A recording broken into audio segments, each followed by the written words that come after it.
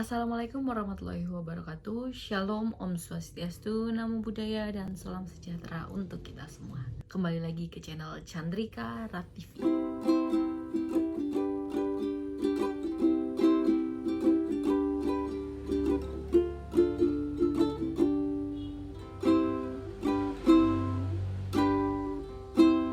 Kali ini aku nggak akan membahas terkait dengan seleksi penerimaan CPNS Kejaksaan tahun 2021.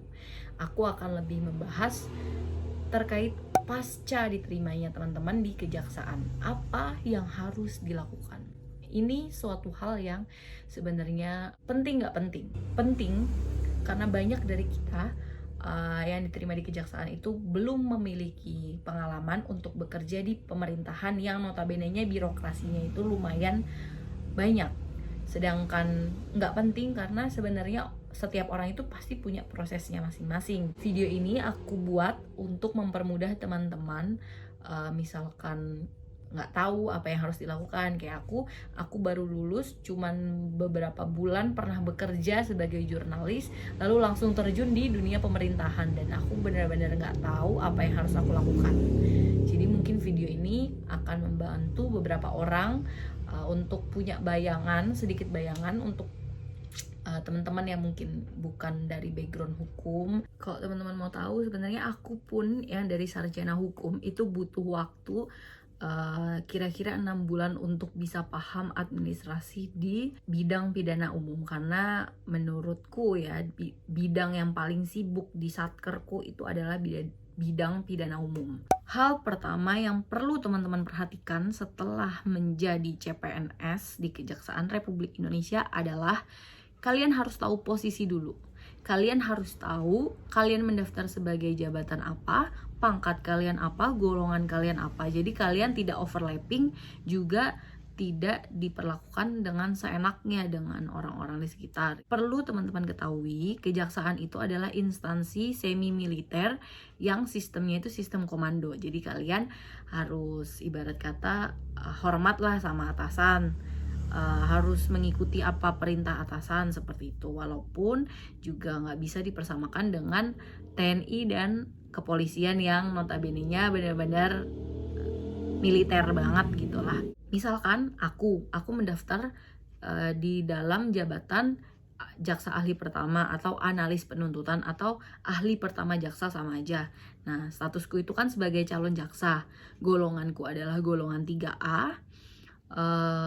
Pangkatku adalah Yuwanawira TU, dan ketika nanti sudah dilantik sebagai jaksa, menjadi jaksa, dan sudah ikut diklat PPPJ, itu aku dengan golongan 3A itu menjadi ajun jaksa madya. Kajariku tuh selalu bilang di apel, jangan anak buah bertingkah seperti komandan dan komandan bertingkah sebagai anak buah, seperti itu. Jadi kita harus tahu posisinya kita seperti apa. Nah, yang kedua yang harus teman-teman perhatikan itu adalah kita sebagai calon jaksa, aku khususnya, itu harus ditempatkan di bidang-bidang teknis, karena kita itu sebagai bentuk persiapan sebagai seorang calon jaksa harus mengetahui administrasi yang ada di bidang-bidang teknis. Bidang teknis itu apa aja sih?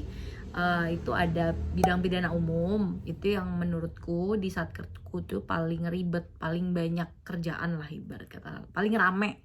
Terus yang kedua ada bidang pidana khusus, terus ada intelijen, dan bidang perdata dan tata usaha negara. Itu 4 bidang yang bisa teman-teman tempati, dan itu diperkuat lagi oleh surat dari Kabiropek nomornya aku lupa sebentar ya, yaitu nomor B strip 339 garing C garing CP.2 garing 04 garing 2020 tanggal 16 April 2020. Itu menyatakan sehubungan dengan berlakunya Peraturan Kejaksaan RI nomor 11 tahun 2019 tentang manajemen karir pegawai kejaksaan sekaligus sebagai upaya penguatan jabatan fungsional jaksa melalui program pengembangan kompetensi yang berkesinambungan. Bersama ini kami sampaikan ada beberapa poin, tapi poin yang mau aku garis bawahi adalah poin pertama, yaitu Penempatan pegawai dengan formasi calon jaksa atau analis penuntutan ditugaskan pada bidang intelijen, tindak pidana umum, tindak pidana khusus, serta perdata dan tata usaha negara di Kejaksaan Negeri atau cabang Kejaksaan Negeri. Penugasan pada bidang sebagaimana dimaksud pada ayat tadi dilakukan rotasi dengan mempertimbangkan karir calon jaksa atau analis penuntutan. Analis penuntutan atau jaksa ahli pertama atau ahli pertama jaksa itu sama aja. Nah, itu tadi ditujukan oleh kita dalam penerimaan tahun 2017 dan 2018 sebelum melaksanakan diklat PPPJ. Tapi kadangkala itu tidak bisa diterapkan secara mutlak juga, karena di Satker misalnya kita benar-benar kekurangan SDM. Ada beberapa orang yang mungkin mau nggak mau karena tidak ada yang bisa memenuhi syarat itu ditarik jadi bendahara, atau di beberapa bidang yang memang urgent banget ya, kita gimana ya, SDM kita di luar pulau itu benar-benar sedikit sekali yang bisa dimanfaatkan kinerjanya gitu. Makanya harapannya dengan adanya perekrutan pegawai yang baru itu bisa menambal jabatan-jabatan tertentu yang memang harusnya diisi sama orang terus gitu. Karena kalau misalnya calon jaksa kan itu pasti setiap 2 tahun setelah PPPJ dia kemungkinan besar untuk kembalinya juga jarang, dan kalaupun kembali kan statusnya udah bukan sebagai pegawai tata usaha lagi, tapi sudah jadi jaksa, dan tupoksinya tentu aja udah berbeda gitu kan.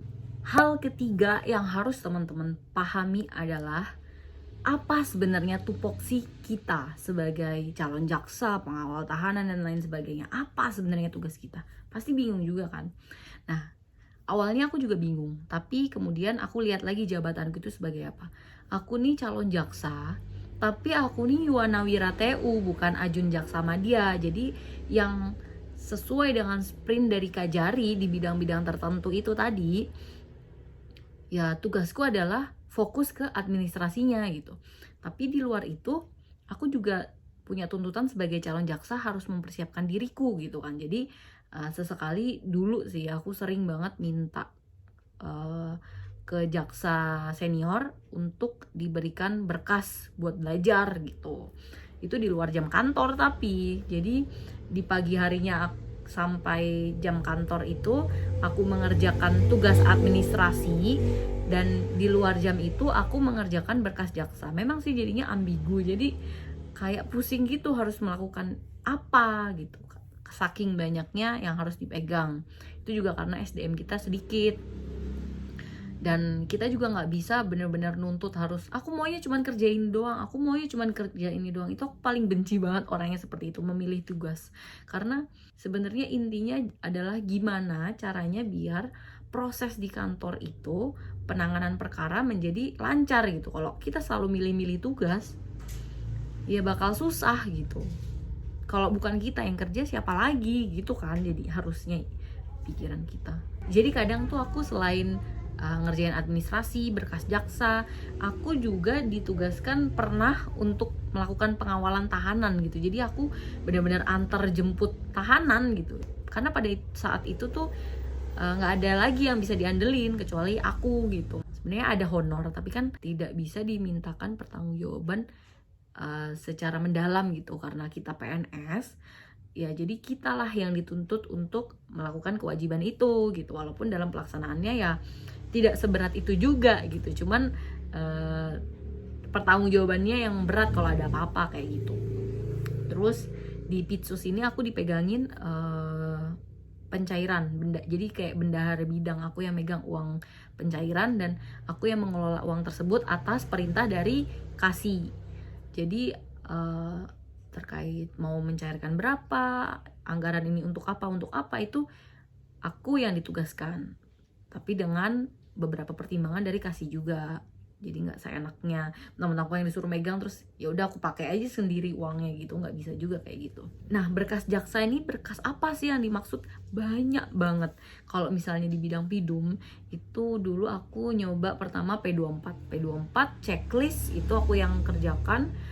Kadang-kadang ada beberapa jaksa yang sudah percaya untuk nyuruh aku buat petunjuk buat penyidik-penyidiknya. Terus abis itu juga rendak, ada dakwaan, rentut, tuntutan, semua itu tergantung dari kepercayaan yang diberikan oleh jaksanya sampai sejauh apa mereka mau menyuruh gitu. Jadi apa aja tadi tugasnya kita review lagi. Administrasi itu kalau di bidang pidana umum menyelesaikan semua tahap administrasi mulai dari tahap pratut sampai dengan eksekusi. Bahkan kalau masih ada upaya hukum, kita yang buat administrasi kayak surat pengantar ke PN dan lain sebagainya. Tapi kalau misalnya memori banding dan kasasi gitu-gitu, itu namanya berkas jaksa sih. Nah, kalau ngawal tahanan tadi, kita antar jemput terdakwa untuk dibawa ke persidangan. Tapi kalau sekarang kan sidang mungkin online ya, jadi mungkin kita masih bisa komunikasi ke rutan dengan cara online, depends sama kebijakannya masing-masing tempat gitu. Biasanya kalau misalnya antar jemput terdakwa, kita buatkan surat P37 panggilan terdakwa sama P38 untuk ke rutan. Jadi kita memberitahukan kalau hari ini kita ada sidang terdakwanya apa-apa. Nanti mereka mengeluarkan BA pengeluaran tahanan gitu. Itu biasanya dikasih per hari atau per minggu atau per bulan, tergantung kebiasaan di satker masing-masing. Lah kalau bendahara bidang itu kita yang melakukan budgeting tadi atas pertimbangan dari kasih, terus abis itu kita yang mengelola uangnya. Kadang suka dipercayakan kita yang pegang uangnya, jadi terkait dengan semua pengeluaran di bidang itu ya kita yang pegang gitu. Biasanya di bidang pitsu sih selama ini aku dipegangin. Jadi tergantung juga, misalnya kasih pitsu masih bisa untuk menghandle itu semua sendiri ya udah gitu, dihandle sama kasihnya. Kayak waktu di Pidum aku sama sekali nggak pernah megang terkait pencairan, karena mungkin di pitsu itu bidangnya lebih banyak ya, dari bukan hanya dari pratut tapi dari tingkat penyelidikan seringnya sih kayak gitu. Jadi ya pikirannya lebih bercabang, jadi ya mungkin hal-hal seperti ini tuh nggak kasih pitus sendiri yang megang, tapi tetap atas pertimbangan kasih pitus apa aja yang mau direncanain untuk dicairkan dan sebagainya itu atas pertimbangan dari kasih pitus. Jangan sekali-sekali kalian coba pakai toga dan bersidang di pengadilan, karena kalian itu belum jadi jaksa, masih calon jaksa. Pernah juga itu ada tragedi, aku nggak tahu ya, angkatan seniorku itu, jadi dia statusnya masih calon jaksa, dia gantikan seniornya untuk bersidang di pengadilan, ketahuan. Dan aku nggak tahu sih, cuman kayaknya sih ada hukumannya gitu untuk senior yang minta tolong disidangkan gitu. Jadi sebaiknya jangan calon jaksa pamali untuk menggunakan toga jaksa seperti itu. Terus juga berkas jaksa itu ada banyak, jadi tergantung kalian dimintain tolong seperti apa. Kalau misalnya masih sanggup untuk mengerjakan, ya kalian terima aja untuk belajar. Banyak banget yang bisa kita pelajari setelah diterima di kejaksaan. Sebenarnya kalau masuk ke bidang pidana umum itu lebih beruntung, karena menurutku core yang paling penting di awal dipelajari itu ya di pidana umum, terus habis itu nanti lanjut ke pidana khusus yang notabene-nya kewenangannya lebih besar. Di pidana umum kita belajar dari tahap pratut sampai dengan eksekusi atau upaya hukum. Karena aku pengalamannya di bidang pidana umum dan pidana khusus aja, jadi aku mungkin akan lebih membahas dua bidang itu. Sedangkan bidang lainnya mungkin nanti aku bisa tanya ke temanku, sharing dengan mereka, dan aku upload gitu, kayak lebih aman sih daripada aku sotoy dan aku nggak ngerti.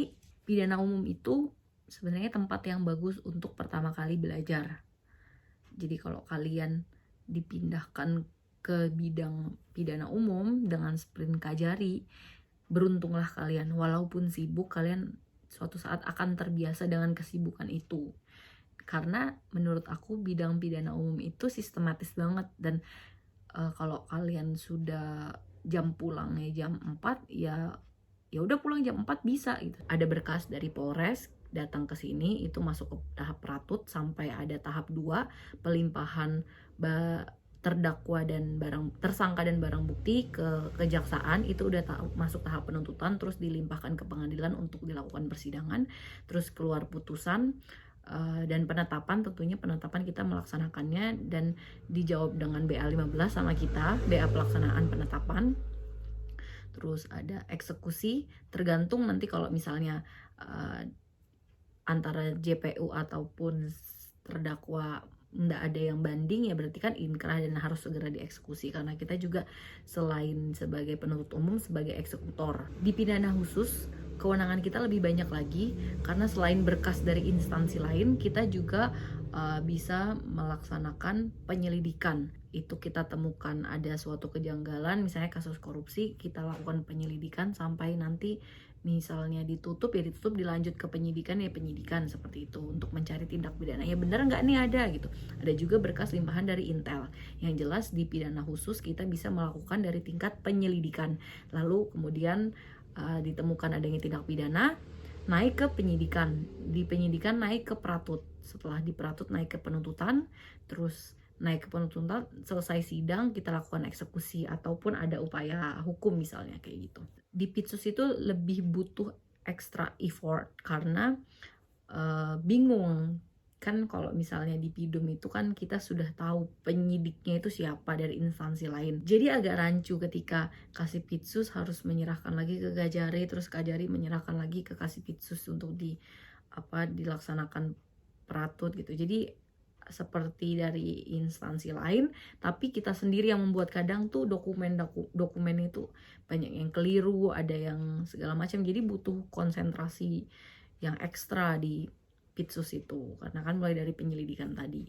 Dan kasus-kasus di pidana khusus itu kebanyakan yang sangat luas gitu, misalkan ada di tentang korupsi di barang dan jasa, jadi kita harus tahu juga peraturan di barang dan jasa itu seperti apa. Terus ada juga korupsi dana desa, kita harus tahu juga penggunaan dana desa itu seperti apa. Jadi nggak bisa serta-merta langsung diterapkan, tapi kita juga harus pelajari itu untuk jaksanya gitu. Kalau kita yang TO ini mungkin nggak terlalu terbebani karena lebih fokus ke administrasinya, walaupun banyak juga administrasinya. Kadang berkasnya Pitsus itu tebel-tebel banget, tergantung saksi-saksinya ada berapa banyak dan pembuktiannya seperti apa. Jadi menurutku ya, kalau misalnya kita udah pertama belajar di pidana umum, nanti kita di pidana khusus itu nggak terlalu pusing lagi, karena misalnya di pidana umum kita cuma menyelesaikan dari tahap peratut sampai ke eksekusi. Di pidana khusus kita menyelesaikan dari tahap penyelidikan ke eksekusi. Jadi kita sudah hafal betul bagaimana administrasi di tahap peratut sampai eksekusi tadi. Jadi kalau ada orang bertanya kenapa kok orang bilang JPU, karena jaksa itu banyak kewenangannya, bukan hanya di penuntutan tapi juga ada penyelidikan, jaksa penyelidik,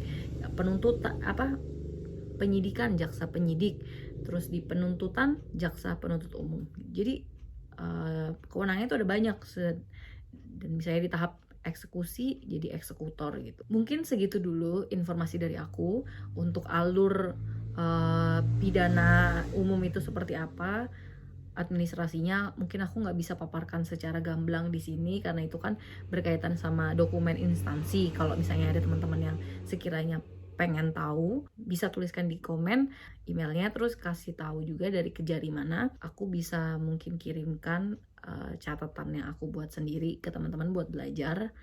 Itu di bidang pidana umum dulu ya. Kalau yang pidana khusus aku belum sempat buat sih. Jadi paling nggak kita bisa sharing, walaupun aku nggak tahu di pidana umum itu apakah sekarang ada perubahan, tapi sepertinya sih secara globalnya sama aja gitu, cuman beda, ada pemangkasan birokrasi dan sebagainya, itu aja sih.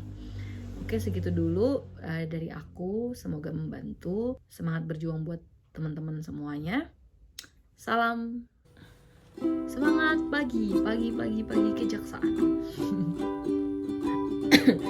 Nah, tugas kita tuh sebenarnya apa sih? Tugas kita tuh apa gitu? Sesuai dengan surat perintah dari Kajari.